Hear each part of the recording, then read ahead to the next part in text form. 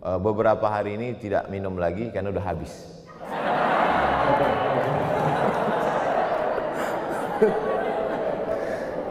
Bukan saya tak ada duit, bingung saya di mana mencarinya di Pekanbaru.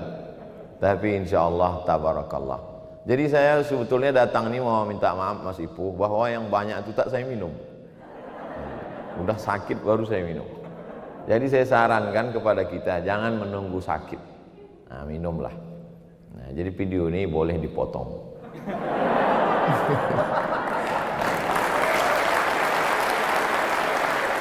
Tapi jangan kalian potong, ini nanti tentu diupload. Saya khawatir kan sekarang banyak orang Mas Ipo, dia yang ya paketnya tak terlalu banyak. Jadi dia kalau nonton video yang agak-agak 30 menit itu dia maunya yang 2 menit dipotong. Saya khawatir yang dipotong tadi, yang di awal yang bilang dapat banyak nggak diminum itu. Nah itu, maka tontonlah video aslinya. Saudaraku yang dimuliakan Allah Subhanahu wa taala. Islam mengajarkan kita ada yang namanya usaha. Usaha menjaga kesehatan. Maka salah satunya adalah kita berusaha. Ya inilah usaha. Lalu kemudian rezeki juga begitu. Rezeki juga begitu. Kalau sudah tertulis untuk kita, maka dia tidak akan berpindah kepada orang lain.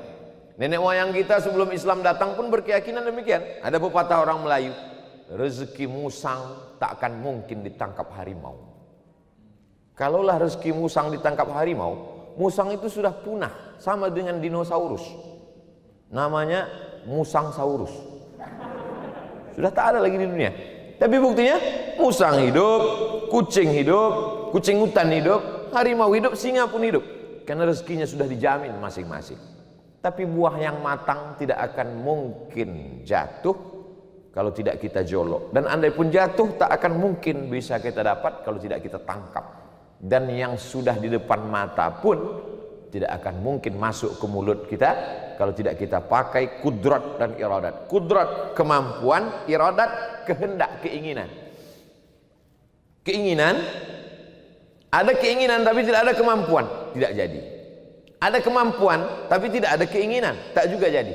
Maka dipinjamkan Allah keinginan, dipinjamkan Allah kepada diri kita kemampuan, dan kemampuan serta keinginan tidak akan diminta pertanggungjawaban di hadapan Allah Subhanahu wa taala. Kata Imam Syafi'i, rezeki itu mesti dicari. Kalau tidak dicari dia tidak dapat. Kata Imam Malik, kalau sudah rezeki kita dia akan datang kepada kita. Berbeda pendapat antara Imam Malik dengan Imam Syafi'i. Gurunya Imam Malik, muridnya Imam Syafi'i. Imam Syafi'i datang dari Makkah, Imam Malik di Madinah. Kata Imam Syafi'i, rezeki mesti kita cari tuan guru. Kata Imam Malik, kalau sudah rezeki itu tak kucari pun pasti akan datang kepadaku. Dua-duanya benar. Kenapa demikian? Suatu ketika Imam Syafi'i pergi bekerja, lalu kemudian dia melihat ada buah anggur yang cantik. Ketika melihat buah-buahan yang manis lezat itu, yang terbayang di pikirannya adalah gurunya. Aba'ukum thalathatun, bapakmu ada 3. Abukal ladzi waladaka, bapak yang menyemaikan benih menjadi ayahmu, itu bapakmu yang pertama. Alladzi zawwajaka ibnatahu, bapak yang menikahkan anak gadisnya untukmu, itu juga bapakmu. Yang nikah dengan janda pun juga sama. Yang ketiga, bapak yang mengajarkanmu. Wa huwa afdaluhum, di antara bapak yang 3 ini, bapak kandungmu, bapak mertuamu, yang paling afdal adalah yang mengajarkan ilmu kepadamu. Maka ketika dia melihat buah kurma, yang dia ingat buah anggur, yang dia ingat gurunya itu Imam Malik. Ini guruku, Malik guruku. Maka dia bawakan ke gurunya. Begitu sampai apa kita ke Imam Malik. Betul kan? Kalau sudah rezekiku, dia pasti akan datang kepadaku. Buktinya engkau yang membawakan kemari, Syafi'i. Kau yang mencari, tapi dia datang kemari. Jadi memang ada rezeki orang yang dibawakan, ada rezeki yang mencari sendiri, tapi rezeki jaminan Allah Subhanahu wa taala. Saya tidak ingin setelah selesai ini semuanya bersikap seperti Imam Malik. Karena kita belum tentu punya murid seperti Imam Syafi'i. Kalau kita punya murid seperti Imam Syafi'i, oke lah. Murid Ustaz Somad belum ada seperti murid Imam Syafi'i. Oleh sebab itu maka kita masih tetap berusaha. Kalau sudah tertulis ma khuliqalaka, kalau sudah diciptakan untukmu, lan yafutaka, maka pasti tidak akan luput darimu. Kalau lepas dari kita, berarti tidak diciptakan untuk kita. Anak gadis, anak lajang yang sudah tukar cincin, yang sudah tunangan, akan menikah, ditetapkan tanggal bulan. Ustaz Somad, ini surat undangan, tanggal bulannya sudah. Calon mempelainya masih konfirmasi. Ada yang orangnya sudah tapi tanggalnya belum. Luput, stres, depresi, akidah bermasalah. Kenapa? Ma khuliqalaka lan yafutaka. Kalau sudah diciptakan untukmu, maka tidak akan mungkin luput darimu. Sesuatu yang sudah dijamin Allah tak perlu kita pikirkan. Yang kita pikirkan adalah sesuatu tempat yang belum pasti untuk kita. Maka masalah rezeki, orang BP insya Allah hatinya tenang. Betul. Saya tidak bisa melihat raut wajah karena sebagian wajah tertutup masker. Tapi saya yakin dan percaya apa yang kita lakukan melalui BP ini adalah hanya menjemput rezeki yang sudah dijamin Allah Subhanahu wa taala. Ini rezeki ini sudah untuk saya ini. Bukan yang ini maksudnya, air putih ini. Ini air putih ini untuk saya. Sudah diletakkan untuk saya. Tapi kalau saya tidak gunakan tenaga untuk membuka tutup botolnya, memasukkannya ke gelas, oh Ustadz nyindir panitia mau minta tuangkan ya? Enggak. Andai sudah dituangkan pun ke gelas, kalau tidak saya masukkan ke mulut saya, tidak akan mungkin. Mengangalah dari pagi sampai petang, tak akan mungkin masuk ke dalam. Itulah Ahlus Sunnah wal Jamaah. Yang dinilai Allah adalah usaha untuk meraih rezeki itu. Dan setelah dapat, kita mesti berbagi. Apa kata Nabi kepada Sayyidatuna Aisyah? Ittaqin nar, jaga dirimu dari api neraka, walau bisyiqqi tamrah, walaupun sebelah korma. Kalau saya minum satu botol ini untuk saya, tidak salah, karena ini punya saya. Tapi ketika saya sisakan, saya bagikan kepada orang yang kehausan. Yang paling jahat adalah dibuka sedikit, minum sedikit, sisanya dibuang. Saudara setan. Innal mubadzirin kanu ikhwanas syayatin. Setan kalau melihat orang-orang yang seperti ini, apa kata dia? Hai guys. Saudara setan. Maka kita mesti berbagi kepada orang lain. Maka yang membanggakan dari BP adalah ketika dia dapat, spiritnya adalah menolong, ta'awun, berbagi kepada guru mengaji, berbagi kepada banyak hal yang kita perlu ceritakan, tapi banyak juga yang tak perlu kita ceritakan antar intern, karena sekarang banyak hal-hal yang baik justru dijadikan target kejelekan buat orang-orang yang hatinya jelek. Saya tidak ingin ceritakan semua yang dilakukan oleh BP, tapi ada yang perlu. Kenapa? Untuk riya, untuk sombong, untuk angkuh, tidak. Wa amma bi ni'mati rabbika fahaddits. Bercerita tentang nikmat. Salah satunya adalah, itulah hadiah yang kami terima di Pekanbaru beberapa hari yang lalu. Videonya bisa ditonton di channel Tabung Wakaf Umat Official. Subscribe, like, and share. Bukan channel saya. Kalau channel saya, channel Yayasan Tabung Wakaf Umat. Dan hasil dari itu semua untuk fakir miskin, anak yatim, du'afa, programnya 16. Dan salah satunya adalah disupport dari BP. Tak ada angin, tak ada hujan, Mas Ipo menelpon, Assalamualaikum. Waalaikumsalam. Ustaz Somad? Ya. Oh, tidak langsung ke saya, melalui orang lain. Ini ada mobil operasional untuk dikasih ke Ustaz Somad. Saya bilang tolong kirim gambarnya dulu. Kirim gambar, saya lihat double cabin. Dalam hati saya, kalau ini aku udah punya. Bagus ini, kami masuk ke suku pedalaman. Masuk hutan, keluar hutan. Ini penting sekali. Karena kita dalam beberapa bulan sekali masuk. Guru mengaji kita kirim, beras kita kirim. Maka ini penting sekali. Man jahaza ghazian faqad ghaza. Siapa yang menyiapkan tombak, baju besi, alat perang, sesungguhnya dia sudah sama seperti orang yang berperang. Jadi orang BP dapat catatan masuk ke suku pedalaman, walaupun dia tidak masuk ke suku pedalaman. Yang masuk itu cukup aku saja. Masuk ke dalam pedalaman itu berat, saudaraku, biarlah aku aja. Jadi yang dilakukan oleh saudara-saudaraku sekalian, dari seperak, 2 perak, seringgit, 2 ringgit yang kalian kirimkan, itu sudah menjadi amal yang luar biasa. Memang yang ada gambarnya di situ gambar saya, penyerahannya saya yang nerima, yang membawanya ke dalam saya, tapi pahalanya boleh jadi pahala saya sudah dihabiskan oleh viewer, subscriber, dan haters.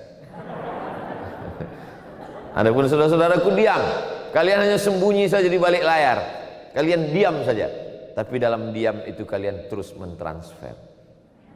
Maka inilah yang luar biasa. Kalau target hidup cuman kerja, dapat duit, nikah, punya anak, punya rumah, punya mobil, habislah sudah cita-citamu. Apa beda engkau dengan ikan mas koki? Mas koki itu kan itu, pergi sana, pergi sini, makan, pergi sana, pergi sini, makan, pergi sana, pergi sini, makan, mati lampu, mati. Dapat duit, nikah, punya anak, kerja, punya rumah, punya mobil, liburan, selesai hidup. Apa beda kau dengan burung perkutut? Tidak ada cita-citanya ke depan.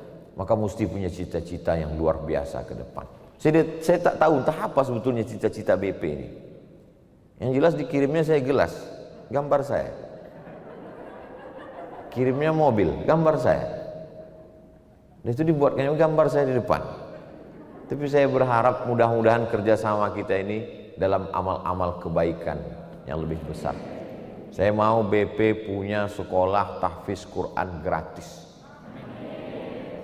Saya mau ada masjid, selama ini Masjid Al-Ikhlas, Masjid At-Taubat. Kau sholat di mana? Masjid BP. Tidak pakai kubah. Lambangnya apa? Botol.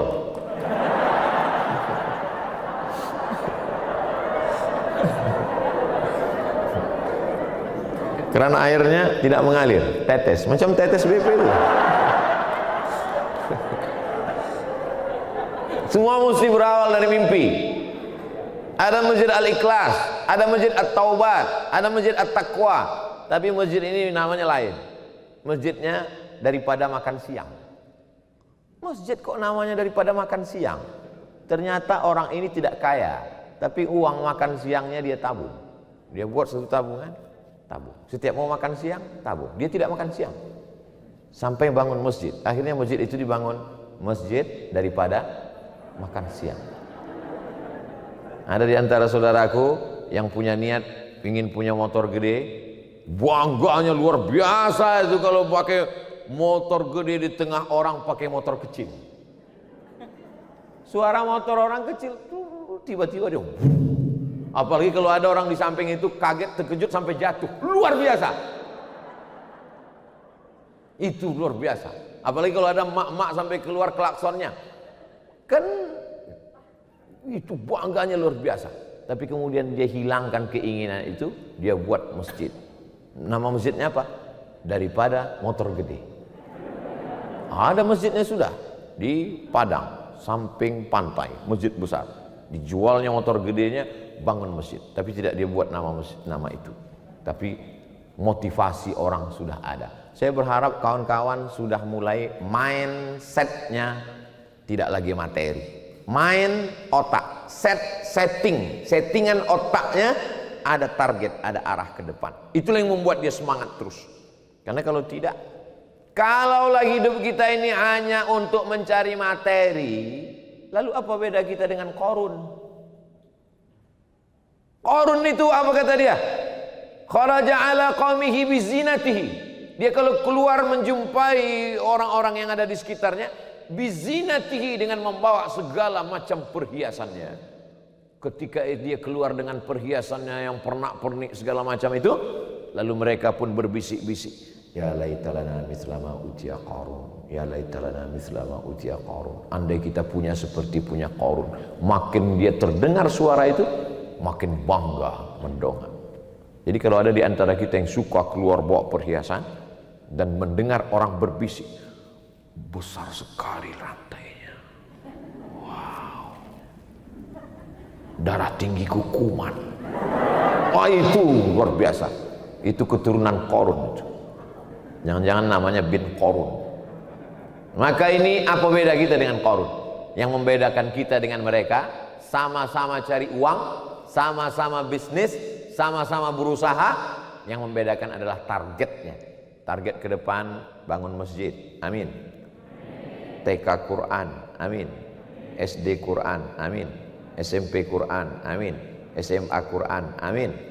Mengirim anak-anak ini ke sekolah, ke Turki, ke Mesir, diantar dia ke sana, pulangnya disambut sehingga pendidikan umat terjaga. Jangan seperti Abdul Somad pergi dulu, pulang tak diantar, pergi tak diantar, pulang tak disambut.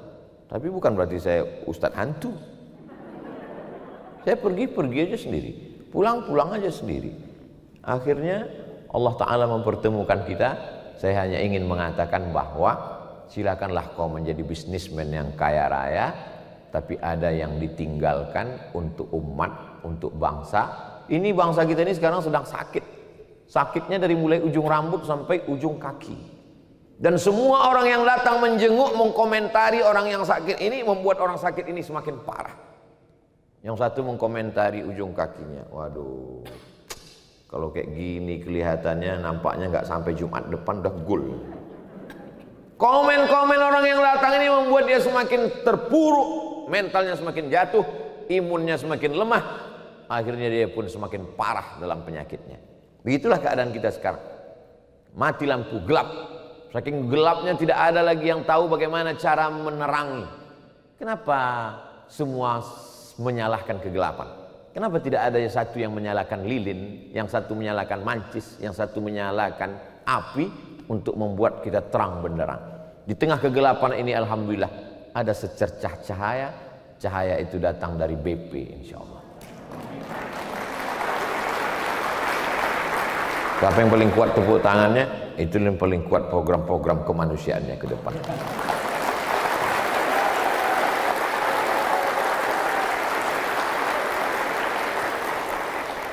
Saya masuk hutan keluar hutan ini sudah sejak bertahun-tahun. Lalu kemudian diliput, diceritakan, dibawa. Sampai hari ini anak-anak suku terasing tertinggal, suku anak dalam, suku Sakai, suku Akit, suku Laut. Tapi saya tidak sendirian, berkolaborasi dengan sahabat-sahabat saya. Maka yang mau ikut ke dalam, kita tunggu. Yang sanggup, tapi kalau hanya menjadi beban, tak usah. Ini sampai ke dalam gatal-gatal. Ada dulu yang ikut sama saya masuk ke dalam, 2 hari kami di dalam, dia tak mandi-mandi Mas Ipu. Kenapa lah dia tak mandi? Setelah keluar baru, kenapa tak mandi? Ustadz, saya nanya sama masyarakat di situ. Apa yang Bapak tanya? Sekarang musim apa? Katanya musim buru babi. Sedang musim berburu babi. Terus babinya di hulu sungai sana. Setelah habis berburu, karena mereka tidak punya kulkas, babinya diikat, dirakit. Di sana air kemari. Nah, itulah Ustadz mandi pakai air babi itu. Kenapa nggak kau kasih tahu, kata saya. Rupanya dia tak mau mandi sama kami, mandi dengan air babi. Jadi memang macam-macam. Kita sampai di dalam pagi-pagi mau mandi, rumahnya di sini, toiletnya sungai sana. Pas mau mandi, terdengar suara. Suara apa tuh Pak? Ya biasalah di sini. Ya maksudnya suara apa? Suara harimau. Baru kita tahu rupanya hutan lindung tempat melindungi harimau Sumatera. Alhamdulillah sampai hari ini saya tidak dimakan harimau. Mungkin dia sudah lama mengintai, cuman ditengoknya kurus sekali kata dia. Jadi saudaraku, Ustadz ceritanya tak ada yang enak. Sengaja aku ceritakan tak enak supaya kalian jangan ikut. Kalian tinggal transfer aja. Semangat bekerja, semangat bisnis, semangat cari duit. Tapi ada target yang mau dicapai ke depan. Fokus pada pendidikan umat. Inilah sekarang. Kalau tablik akbar ramai, dulu kita bangga dengan tablik akbar ramai. Sekarang kita malah takut ramai. Makin ramai takut. Saya terus terang ikut nih, takut nih Mas Ipo. Kalau sempat ramai dipoto bisa kena saya. Tapi ustadz yang lain nggak apa-apa. Memang begitu nasib saya. Idul Fitri kemarin, Idul Fitri, khutbah Abdul Somad tidak boleh, batal, nggak ada izin. Saya khotib di depan rumah saya sendiri. Pas begitu selesai, ternyata masjid lain ada sholatnya. Saya bilang masjid lain kenapa? Masjid lain nggak ada COVID. Khusus di masjid saya itu aja COVID-nya. Nah itu jadi memang COVID ini pun dia lihat-lihat orang juga. Nah itu. Saudara yang dimuliakan Allah Subhanahu Wa Taala. Sampai jam berapa saya bicara nih Mas Ipo? Hah? Habis bahan saya sudah. Pertama yang ingin saya sampaikan adalah mesti berjamaah.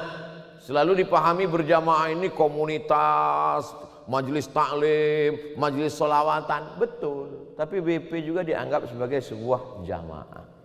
Kalau sudah berjamaah kita bersaudara. Kalau ada saudara yang sakit kita tanya. Kalau ada saudara yang kita tanya, itu tanda bersaudara. Saudara diambil dari kata udara. Udara artinya perut. Udara itu perut. Satu. Saudara seperut. Jadi saya dengan Mas Ipo ini satu perut. Perut nenek kami dulu namanya Hawa. Saudara-saudaraku juga berasal dari perut Hawa. Yang tidak dari perut Hawa tolong angkat tangan. Berarti masih saudara Charles Darwin. Jadi kalau sudah bersaudara, tentu kita tidak mungkin mengkhianati saudara kita. Kalau sudah bersaudara, prinsip orang bersaudara, kalau ada saudaranya senang, itu saudara dia. Itu yang kaya, yang hebat, yang mobil mewah, yang rumah besar, oh itu saudara saya. Saudaramu itu, iya. Kemarin dia ditangkap KPK dulu. Kita selalu mengaku saudara kalau dia berhasil. Kalau dia gagal lalu kita katakan dia bekas, bukan saudara saya. Ini tidak benar. Jadi anggaplah ini sebagai sebuah jamaah. Tapi yang kita pentingkan bukan cuma dunianya. Kita begitu amat sangat perhatian pada kesehatannya. Ustadz Somad mesti cuci tangan, hand sanitizer, pakai masker. Kalau ketemu orang jangan salaman, jangan cipika-cipiki, jangan pelukan. Ini Pak Ustadz, luar biasa ini COVID. Dia masuknya ke mulut dan ke hidung, maka mulut dan hidung harus disumbat. Dan kabarnya ini COVID bermutasi, tak lama lagi dia masuk ke telinga. Telinga pun mesti disumbat juga kalau begitu. Na'udzubillah. Maka kita amat sangat perhatian pada yang bersifat fisik. Tapi yang bersifat spiritual, batin kita tidak peduli.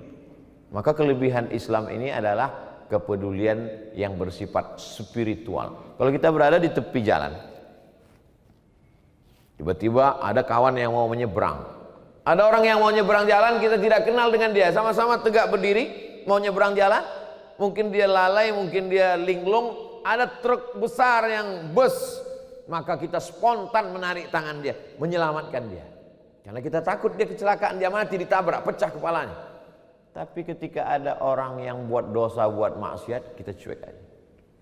Ah biarlah Pak Ustadz, itu kan privasi dia. Ngapain kita urus-urus? Dan orang juga begitu sekarang. Uang-uang saya, yang nyabu saya, yang mabuk saya, yang sakau saya, apa urusan kamu? Memang betul. Tapi kalau tsunami datang, memang yang hancur rumah kau aja. Kalau gempa bumi datang, memang yang terbelah. Wattaqu fattaqu fitnatan la tusibanna alladhina zalamu minkum khassah. Takutlah kamu kepada azab.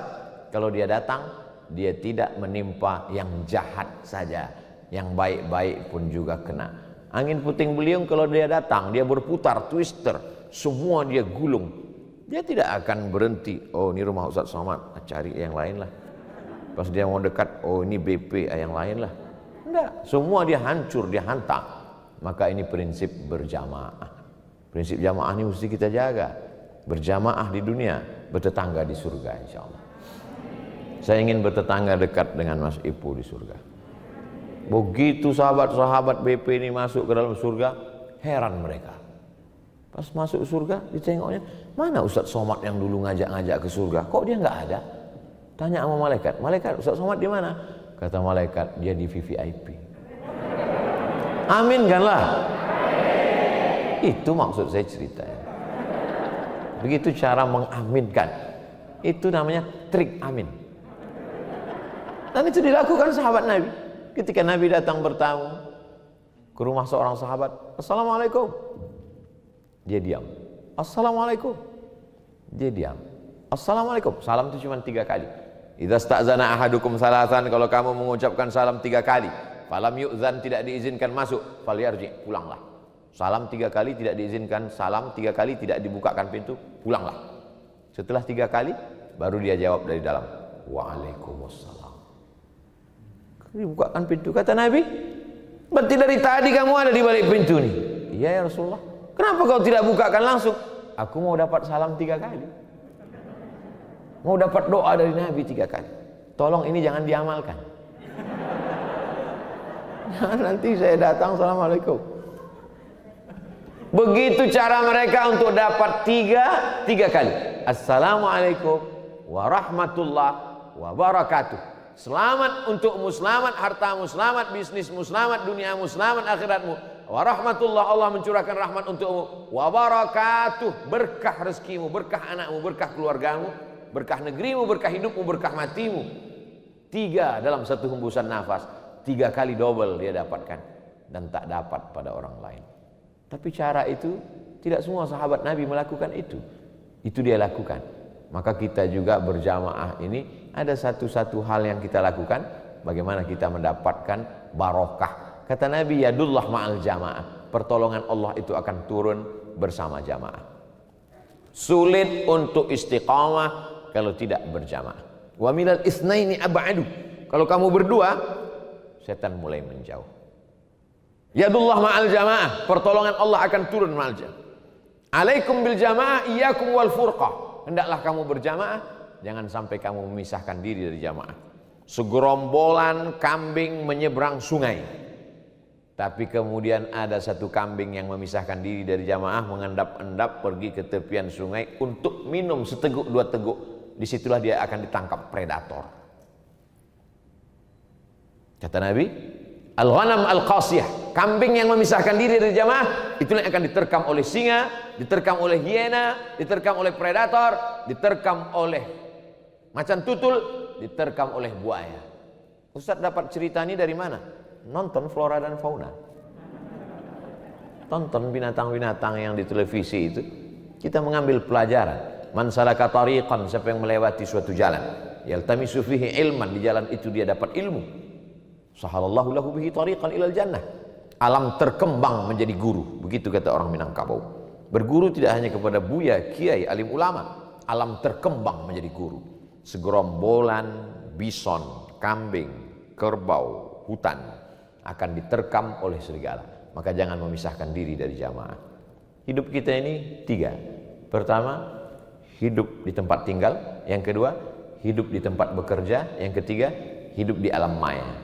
Ketiga-tiganya kita mesti punya jamaah. Hidup di tempat bekerja yang sahabat-sahabat kita ini mengingatkan tentang hablum minallah, hablum minannas. Hidup di tempat di lingkungan yang dekat dengan masjid, surau, langgar, musola, pengajian yang mengingatkan kita bahwa mati itu dekat. Hidup di alam maya, grup WhatsApp, Instagram, FB. Kalau kira-kira IG itu update statusnya selalu tentang ayat Allah, tentang hadis, tentang ceramah, follow. Di antaranya Ustadz Abdul Somad Official. Kalau kira-kira grup WhatsApp itu postingannya mengingatkan kita tentang hamba Allah, mengingatkan tentang Allah, terus berada di dalam. Tapi kalau grup IG itu hanya cucian lama belum kering, CLBK, grup SD, grup SMP, grup SMA, hanya sekedar nauzubillah orang berselingkuh gara-gara itu, maka apa boleh buat, saatnya engkau menyelamatkan diri, karena kalau kau mati mereka pun tak mau menyelamatkan. Kawan-kawanmu satu SD, satu SMP, satu SMA, satu TK, paguyuban satu kampung, alma mater itu hanya mau mengantarmu sampai ke liang lahat dulu. Dulu kalau orang mati diantar sampai ke liang lahat. Sekarang hanya dibuatnya di wallmu, innalillah wa inna ilaihi raji'un. Sudah banyak contoh kasus. Oleh sebab itu maka jaga jamaah. Yang kedua, setelah kita berjamaah akan menjadi istiqomah. Setelah istiqomah barulah dia husnul khotimah. 3 sepaket. Hijrah, berjamaah, istiqomah, husnul khotimah. Mengapa orang banyak hijrah pagi, petang buyar? Karena tidak berjamaah, hijrah sendiri. Hijrah sendiri, belajar sendiri, baca sendiri, nyasar sendiri, mati sendiri. Tidak bisa, kita mesti bersama. Kebersamaan kita bukan hanya di sini, sampai mati pun kita tetap bersama. Kalau Abdul Somad mati, saya yakin dan percaya sahabat-sahabat BP paling tidak mengirimkan Al-Fatihah, Yasin, Qul Huwallah. Yang tidak mau kirimkan ayat Quran, Allahumma firlahu warhamhu wa'afihi wa'afu anhu. Betul. Cuman 2 orang yang mau ngirim. Ini semua kebersamaan bukan cuma di sini. Kebersamaan bukan cuma dalam bisnis. Kebersamaan sampai ke liang lahat. Kebersamaan sampai ke surga. Ya Rasulullah, ya Allah, ya, aku masuk ke dalam surga tapi orang yang bersama denganku dulu, satu majelis ilmu denganku, satu sholat denganku, sama-sama berbuka puasa denganku, tidak ada di dalam surga. Apa kata Allah Ta'ala? Cari dia ke dalam neraka. Maka orang ini pun pergi masuk ke dalam neraka, mencari orang yang imannya sebesar biji sawi. Selalu ustadz-ustadz mengumpamakan benda kecil sebesar biji sawi. Sementara ini orang nggak pernah melihat pohon sawi. Sebesar apa sih? Mohon maaf, tai coro, kecoa. Sebesar itu imannya ada. Apa kata Allah? Akhrijhu minan nar. Tarik tangannya, bawa dia ke dalam surga. Syafaat orang soleh. Seringkali jamaah, Ustadz Somad, tatap wajah saya, tolong cari saya nanti di neraka Ustadz. Kau kok pede kali masuk neraka? Heran saya nengok jamaah yang pede sekali masuk neraka. Jelas-jelas Nabi mengatakan man qala la ilaha illallah Muhammadur Rasulullah dakhalal jannah. Siapa yang mengatakan la ilaha illallah Muhammadur Rasulullah masuk surga. Jadi kita ini pedenya mesti pede masuk surga. Mestinya komunitas BP ini bertanya ke kawan-kawan, siapa di antara kalian yang masuk neraka? Siapa biar kuselamatkan. Sombong sekali Pak Ustadz. Kita bukan sombong. Jangan sampai kita memahami agama, lalu agama pemahaman sempit itu membuat orang menjadi takut beragama. Makanya saya kalau pergi ke beberapa daerah dulu, zaman tablik akbar, ke masjid itu cuma sekali. Lebih banyak saya ceramah di tanah lapang, sepak bola, di gor, di hotel. Kenapa? Karena ada beberapa orang yang takut mendengar ceramah pengajian ke masjid. Aku kalau pengajiannya di tanah lapang sepak bola mau, lapangan futsal mau. Tapi kalau di masjid takutlah. Kenapa? Ceritanya neraka terus. Aku kalau ke masjid takut Pak Ustadz. Kenapa? Teman saya 2 kali ke masjid, pas ketiganya ninggal. Jadi di agama itu ditangkapi, dipahami dengan horor, menakutkan, mengerikan. Kenapa orang tidak bercerita tentang nikmat kubur? Kenapa selalu bercerita tentang azab kubur? Supaya orang takut Pak Ustadz. Iya, tapi dalam agama itu diajarkan basyiru, berikanlah kabar gembira. Ada tentang nikmat kubur yang luar biasa. Nikmat kubur, kuburnya sejauh mata memandang, lapang, luas. Kuburnya mengalir taman-taman surga. Bukankah di antara doa yang diajarkan, Allahumma ja'al qabrahu raudhatan min riyadil jinan. Jadikanlah kuburnya salah satu dari taman-taman surga. Memang betul, ada kuburan yang jadi lubang neraka. Tapi ada juga kuburan yang menjadi taman surga. Insya Allah kuburan orang BP belum lagi, jangan amin langsung. Kuburan orang BP taman-taman surga insya Allah. Al-arwah junudun mujannadah. Ruh itu seperti pasukan bala tentara. Ruh orang hidup dengan ruh orang mati ketemu saat tidur. Ruh itu digenggam Allah Subhanahu wa taala. Di saat itulah bertemu ruh orang mati dengan orang tidur. Jadi jangan heran aku tadi malam bermimpi ketemu almarhum bapakku, ketemu almarhum ibuku, ketemu almarhum adikku. Kapan?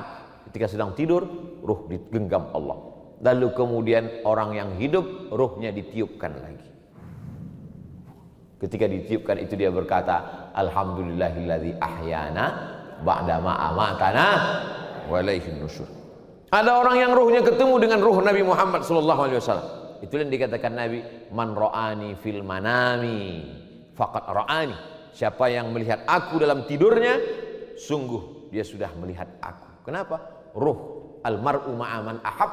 Ruh orang yang saling mencintai, berkasih sayang akan selalu bersama.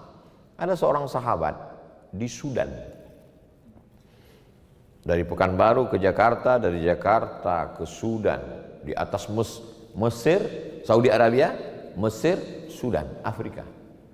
Beberapa hari ini kami sebut namanya karena ada kawan saya mau mendaftar. Saya mau daftar S3 Ustadz Somad. Ya, nanti saya kontak kawan. Udah 3 kali. Kemarin dia WA saya. Bang, aku lihat engkau dalam mimpi selama seminggu ini 3 kali. Sepekan ini dia mimpi sama saya 3 kali. Masya Allah, tabarakallah. Kami sebut nama dia 3 kali karena ada sahabat yang mau daftar S3. Ternyata kontak connecting terjadi. Betapa ruh orang beriman sesuai dengan sabda Nabi, almar'u ma'aman ahab. Kalau kuat persaudaraan kita di BP ini, maka kita akan selalu teringat. Pagi-pagi kita teringat. Kira-kira dia udah pakai 5 tetes belum ya? Jangan ingatnya pas waktu sakit pinggang aja. Jangan ingatnya waktu air kencing keruh aja. Pas sudah jernih lupa. Ustaz sedang nyindir siapa? Diri saya sendiri. Saudara yang dimuliakan Allah Subhanahu wa taala, waktu senang kita teringat, waktu lapang kita teringat. Bedanya waktu senang, berapa kali kita makan enak, kita ingat orang-orang tersayang. Berapa kali kita di tempat yang indah, kita teringat orang yang tersayang. Sesuai dengan ring berapa dia di dalam hati kita. Berapa kali kita melihat Ka'bah, kita teringat orang tersayang, orang terdekat dengan kita, sesuai dengan kadar kedekatan dia. Begitu jugalah agaknya saat Nabi masuk ke surga, dia teringat dengan kita karena sholawat kita yang selalu sampai kepadanya. Maka selalulah bersama dengan orang yang bersolawat, selalulah bersama dengan orang yang berzikir, menjaga istiqomah kita. Target-target keduniawian ini tidak pernah selesai. Lau kana li bani Adam wadiyan min zahab, seandainya manusia ini punya satu lembah isinya emas semua, dia tidak akan berkata enough, cukup. Latamanna ayakuna lahu wadiyan akhar. Dia minta satu lembah lagi, dia minta lagi. Jadi saudara-saudaraku, kawan-kawan, sahabat-sahabat WP, jangan kau sangka kalau sudah rezeki lancar, punya semuanya, lalu kau akan berdoa cukup. Tidak akan pernah. Pasti akan kurang. Maka berdoalah supaya hati merasa cukup. Kalaupun rezeki berlebih, dia akan melimpah berbagi untuk umat, untuk yang lain. Ada saja momen-momen. Kemarin momen berbagi untuk program buka bersama, sudah selesai. Program halal bihalal sudah selesai. Sekarang menanti program kurban. Saya sampaikan ke masyarakat perkotaan, komplek, klaster. Jangan lagi kurban banyak-banyak di komplek Bapak Ibu. Sudah banyak yang tidak bisa makan kambing. Jamaahnya ngaku sendiri ke saya. Saya Pak Ustadz, jangankan makan daging kambing, baru ngeliat kambing udah kumat darah tinggi saya. Gak bisa lagi dia. Potong aja di situ agak 1 ekor, potong, makan, barbeque, goreng, panggang, sate, makan bersama. Udah selesai. Ini ada umat Islam ini kalau sudah hari raya kurban sampai dipotong penuh, datang ke masjid, pengurus masjid, ya ini uang 2,5 juta, saya 1 ekor kambing, tolong nanti antarkan ke rumah, kakinya, pahanya, kepalanya, ekornya, dagingnya. Lalu yang untuk fakir miskin mana? Saya kalau jadi panitia kurban, saya ketua masjid, kalau ada masyarakat jamaah yang model begini, Ustadz, tolong ini 1 ekor kambing, kakinya, ekornya, kepalanya, badannya, jantungnya, antarkan ke rumah. Kau bawa aja kambing ini, kau potong sendiri, kau makan sendiri, kau mati sendiri. Berkurban itu bukan untuk kita. Yang paling bagus itu adalah akala min kabidi udhiyatih, itu yang paling afdal. Makan dagingnya 1 suap, luqmah, pulang, potong, ambil hatinya, cuci bersih. Jangan sampai ada berdarah, najis, kasih jeruk, lalu kemudian garam, panggang. Itulah makanan pertama. karena dari sholat subuh tadi tidak ada makan apa-apa, supaya lengkap puasanya 10 hari, lalu kemudian setelah itu dia makan, sisanya bagikan semua. Makanya bangga sekali kita, jamaah rupanya menyerap ceramah Ustaz Somad, maka sudah banyak jamaah yang tidak lagi mau menerima kupon. Ketika datang panitia mau ngasih, Assalamualaikum Pak Haji, Waalaikumsalam, ini ada kupon untuk kurban. Kupon jangan lagi kau antar, udah, kata Ustaz Somad tak perlu kupon, dagingnya aja kau antar ke rumah. Jangan lagi, bagikan aja semuanya. Jangan lagi, bagikan aja semuanya. Ini semuanya dimasukkan ke freezer, sampai kulkas itu seminggu nggak bisa ditutup. Mau ditutup, nendang kaki sapi. Masya Allah, tabarakallah. Bagi yang sudah nyetor bayar untuk kurban, alhamdulillah. Bagi yang belum, transfer ke suku pedalaman, suku terasing, fakir miskin, anak yatim. Kalau daging itu nyaman lewat di tenggorokan kita, begitu jugalah rasanya nyaman lewat di tenggorokan mereka. Berbagi di Ramadan hanya buka puasa, nasi sebungkus 2 bungkus. Ini mulai kadarnya agak ditingkatkan. Berbagi halal bihalal hari raya hanya sekedar baju 1 pasang 2 pasang, baju koko, topi, peci, celana, mukena. Sekarang kadarnya lebih tinggi, berbagi kurban. Anak-anak SD pun sekarang dibiasakan untuk berkurban. Ustadz, anak saya di SD Anu 1 kelas 20 orang berkurban. Mana ada kurban 20 orang? Kurban paling banyak 7 orang. Anaknya berpikir, mama, 1 sapi kan 7 orang. Iya, kami 1 sapi 20 orang, gimana nanti di akhirat naik sapi 20 orang? Bukan masalah naik sapi. Ini masalah syariat Islam mengajarkan paling banyak hanya 7. Naharna ma'an Nabi sallallahu alaihi wasallam amal Hudaybiyah. Kami pada tahun Hudaybiyah tahun ke-6 Hijrah berkurban bersama Nabi 1 ekor onta 7 orang.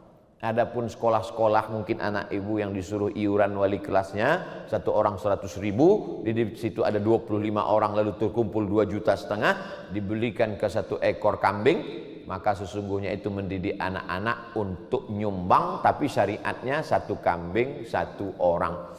Anak-anak nanti nyumbang ya 100.000 1 orang, kalian semua di kelas ada 25 orang, pas nyembelihnya nama siapa? Nama wali kelas. Ibu jangan marah, bapak jangan komplain. Apa ini ibu wali kelas? Mestinya ibu dan bapak lah yang datang menemui wali kelas guru, mencium tangannya. Kenapa? Karena dia sudah menyelamatkan anak-anak kita dari buta huruf Al-Quran, menjelaskan ke anak kita la ilaha illallah. Kita yang mestinya datang berterima kasih kepada dia. Bapak wali kelas, ini 1 ekor kambing. Untuk apa? Untuk foto-foto aja, ini saya bawa pulang. Kita lah yang mestinya menolong mereka. Tapi ini syariatnya mesti dijelaskan, karena kalau tidak nanti akan terjadi kesalahpahaman tentang kurban. Saudara yang dimuliakan Allah SWT, selalu saja ada momen-momen untuk berbagi. Selesai kurban ini apalagi? Datang kita ke sekolah-sekolah fakir miskin, anak yatim, duafa, panti jompo. 1 pondok pesantren, santrinya 1.000 orang, WC-nya 10. Bayangkan antriannya itu.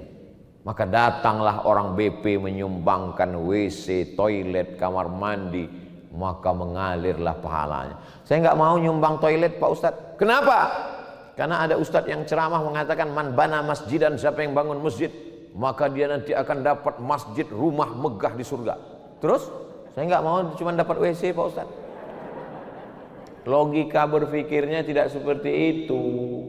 Man yassara an mu'sirin yassarallahu anhu yaumal qiyamah. Siapa yang memudahkan urusan orang, maka Allah akan mudahkan pula urusannya hari kiamat. Begitu cara berpikirnya. Tidak ada urusan yang paling sulit melebihi urusan menahan buang air besar dan buang air kecil. Bagi yang sering kebelet tahu itu. Maka ketika kau setiapkan WC ini, makanya masjid, surau, langgar, musola yang di pinggir jalan raya, jalan lintas, itu jangan dikunci semua. Ada WC 10, masjid tidak mau memberikan bagi musafir, bukakan 1. Ini permintaan dari musafir, pesan ke Ustadz. Sampaikan ini Pak Ustadz, sering kami akhirnya buang air kecil di dinding masjid. Gara-gara ini. Tapi Pak Ustaz, mereka kan cuma buang air kecil aja, nggak mau mampir ke masjid, nggak mau sedekah. Ya kalian buatlah baleho besar-besar. Buat baleho besar-besar. Silakan ke toilet, tapi jangan cuma kencing aja. Masa masuk surga cuma kencing? Tunjukkan. Buatkan baleho besar macam baleho BP ini. Hebat baleho BP ini. Besar tapi tak ada gambar orang. BP. Saudara yang dimuliakan Allah Subhanahu wa taala, ini penting. Kenapa penting? Karena kalau tidak, kita hidup ini hanya berputar-putar saja. Putar sana, putar sini, sibuk sana, sibuk sini. Orang sibuk, kita sibuk. Orang ketawa, kita ketawa. Orang mati, kita insya Allah masih lambat lagi. Kenapa? Alladzi khalaqal mauta, Allah menciptakan mati. Wal hayata, Allah menciptakan hidup. Untuk apa dibuat Allah hidup dan mati? Saya merenung, pejamkan mata sejenak, terbayang kawan saya meninggal, guru saya meninggal, sahabat saya dalam dakwah meninggal, lebih muda dari saya, lebih sehat dari saya. Kenapa saya sampai hari ini masih hidup? Jawabannya Allah kasih, liyabluwakum ayyukum ahsanu amala. Allah menguji siapa yang paling baik amalnya. Ini banyak orang kepedean luar biasa. Kawan ente meninggal, ente kok masih hidup? 4 sehat 5 sempurna. Kok masih hidup? Rajin olahraga. Berapa banyak orang habis jogging mati. Jadi kenapa kita masih hidup? Karena kita masih disuruh Allah beramal amal soleh. Melalui BP, insya Allah BP menjadi wasilah amal soleh kita insya Allah. Amin. Ya Rabbal Alamin. Saya kira itu yang dapat saya sampaikan Mas Ipo.